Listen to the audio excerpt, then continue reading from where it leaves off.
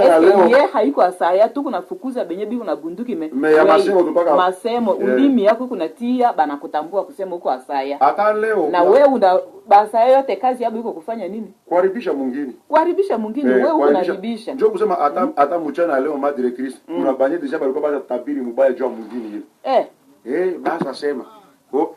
Tera mtu le tu utakisikia tena examen d'etat iko basi watoto batasoma je na vita hii. Sasa mtu examen d'etat si batoto biko nafanya yao.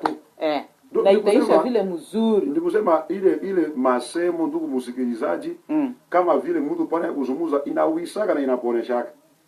Epi Biblia inasema kama Mungu aomba msiombe tu ba tamaa ya masemo yenu ule. Hata Mungu vile akataka kuzungumza ovyo.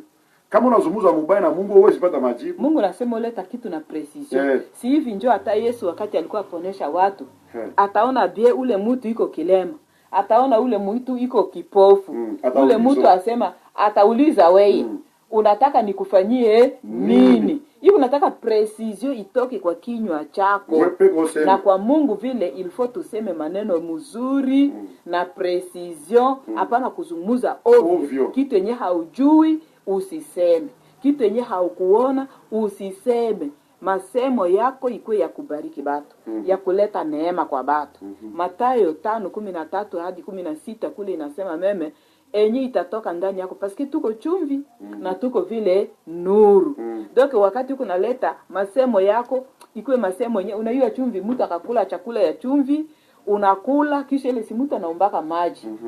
Mtu anameza chakula masemo yako anasikia mzuri na iko nasikia paka utamu wenye ameze akunywe maji italeta afya mzuri kwa mwili yake. Lakini wewe saa zingine masemo yako ukisema hivi tu mtu kabisa inachokoza kwa masikio, inakuwa sasa mshale moya hivi inamuchokoza na mtu anahuzunika, roho vile inahuzunika mpaka mtu anakuwa mgonjwa. Kwa ajili ya nini? Masemo. Ona hiyo mama directrice Biblia inasema kutokuyua kuzungumza inachaka mtu na kosa baraka. Ndio. Unaona hata Yakobo ndio anasema kama Mungu aomba msiombe na batama. Unaona ya tamaa nataka mtu anazungumza ovyo. Sasa hapa tuko wakati ya vita hapa. Watu wengine wiko wasema ovyo. Watu walisema wewe uliona, balisema. Sasa wao wasema mtu ndio paliona je. Unaona iko ashikiza vile valera watu wakubwa ingine. Unajua siku nyingine nilikuwa naongea. Nilisema nasi wa Kristo inafaa tuchunguze nini tuko nasema meme ndani ya maombi yetu. Wa Kristo kazi yetu haiko kuharibu watu. Kazi yetu iko kuharibu kazi ya muovu. Shetani ndio. Adui yako haiko ndugu yako, haiko voisin yako, haiko mtu fulani yenyewe uko naona. Adui yetu iko nani? Iko shetani.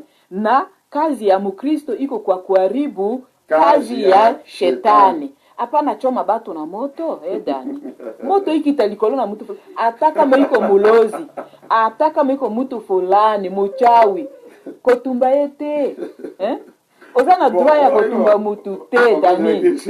Ozana droit ya kotumba te. Mutatumba kazaline nani? Nzambe. Mungu anapenda yake batu yote. Na anapenda batu okoke. Maneno kutokuya kuzumuza iko matata.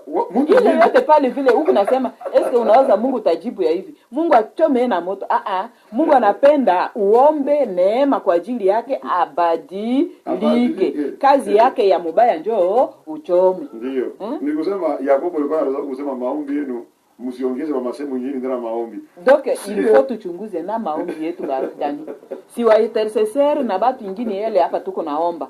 Tuko naomba juu ya amani, tuko naomba juu ya salama. Kazi yetu haiko kuua batu. Kazi yetu iko kuomba neema batu yote batambue neema ya Mungu kwa ajili yao, babadilike, bageuke, bamurudilie Mungu. Hata Yesu alisema ile kutoka kukinyo yetu batumishi ya Mungu hapana masemo mabaya.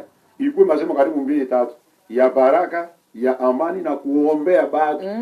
Ndio nikusema sasa hapa vraiment iko shida. Nikusema maombi ile masema kusema Mungu achome mtu. Ile iko mubaya. Moto hiki talikolona ndokiwana. Hapana.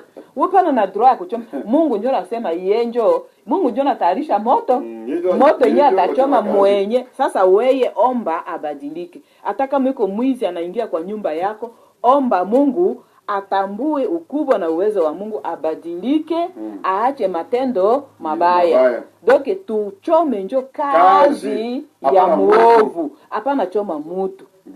Ile par exemple kama weye tukamate ta mfano uko na baba ingine par exemple mtoto iko muizi banakamata banachoma mkono ya mtoto, unaweza ile tabadilisha mtoto? Hakuna. Au contraire kama unaoneshea yeye uzuri na ubaya ya kitu fulani yenye iko nafanya, na kisha ile umubadilishe tabia yake ndio ibadilike. Ukachoma mkono na roho yake haijabadilika, iko bure, utaua mtu bure.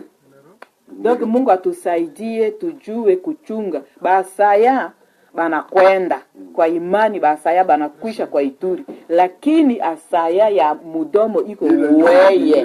Paske hata leo mudomo wako alisema kitu kibaya, na mudomo wako iko nasambaza chuki katikati ya batu. Mudomo yako iko nasambaza uwaji katikati ya batu. Mudomo yako iko nasambaza kutokusikilizana katikati ya batu. Wenjo kwa asaya. Na dawa ya ule asaya iko kwa mini Yesu. Sasa mwenyewe kunapiga na buduki na vile mwenyewe kunapiga na ulimi yake, dawa iko tu moya, iko Yesu ndio iko dawa kwa ile yote. Na kama sote tuko na Yesu ndani yetu, mdomo wetu itatosha maneno mazuri na itabariki watu wote na hichi itatengenea. Hichi itakuwa mzuri sana. Unajua hata kama ile vita inafika kwa Ituri, silianja tu na mdomo. Mdomo tu. Mdomo ndio ilianja kusema mtaenda kule mfanye hivi tufanye hivi mdomo. Donc ndugu msikilizaji, kwa kweli tupige kwanja hii vita ya kuondosha mabaya ndani yetu. Yesu aikae ndani yetu kama mwokozi na mwenyezi, Seigneur Sauveur, Sauveur Seigneur, na kisha ile tutaona vita yote itatengenea. Ndio, na ile itakuwa vraiment furaha yetu. Asante msikilizaji, unatoka kutufuata hapa. Tunasema kwa kweli asante, kwa sababu asaya ya bunduki ya mashete ya kisu wamekwenda, lakini mie na weye tunabakia asaya ndani ya banyumba, ndani ya vile, ndani ya makanisa. Mudomo yetu, ulimi yetu tuchunguze jiska seke tusafishe na tutoshe ile asaya. Ile mulimi wako mwenye anaweza kutosha ile iko tu Yesu, yeye peke ndani ya maisha yako. Ataosha ulimi yako, ataosha roho yako, ataosha mafikiri mazuri, njoo yatatoka, na ile itajenga taifa, itajenga kanisa, dunia itakuwa ndani ya amani. Asante Dani, omba kwa kumaliza. Tunabariki presence yako Yesu, tunafika kwa mwisho, tunaamini utatengeneza ulimi yetu tujue kusema kweli. Tuseme uongo juu ya nchi yetu, sie peke tuseme uzuri, tena usiku tunasema vibaya. Utatusaidia hata wasikilizaji ndani ya kanisa, ndani ya nchi yetu, kumajirani, tujue kuongea na juu ya ile unasema ufalme kuishi yetu kwa midomo yetu. Tunabariki presence yako usiku kwa mikono yako. Tutakutana tena siku ya kukuja kwa neema na ikiwa mapenzi yako.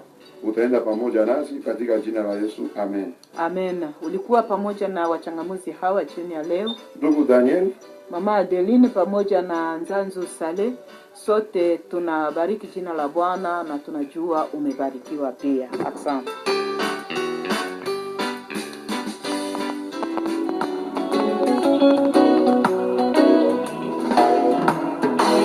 Unatumaini usifadhaike, unatumaini usilie, unatumaini usisumbuke. Katika njia ya kutekeleza maono yako utakutana na vitu na watu watakutisha, lakini Mungu yuko nawe kukupa nguvu kushinda mbele ya hivyo vitisho. Hujambo mtu wa maana, ninakukaribisha. Naitwa Shabiha Mulengia, mtumishi wa Mungu kwa neema. Tunasoma kitabu cha Nehemia sura ya 2 mstari ni wa 10. Nehemia sura ya 2 mstari wa 10. Hata Sanbalati Mhoroni na Tobia mtumishi wake Mwamoni waliposikia habari hizi, ziliwahuzunisha sana, kwa kuwa amekuja mtu kuwatakia heri wana wa Israeli. Katika njia ya ufanisi, si watu wote ambao wanataka uendelee au ufanikiwe, na ndipo wale ambao hawataki ufanikiwe watataka kukufungia njia watataka kukuambia mambo ambayo si kweli, lakini mtu wa maono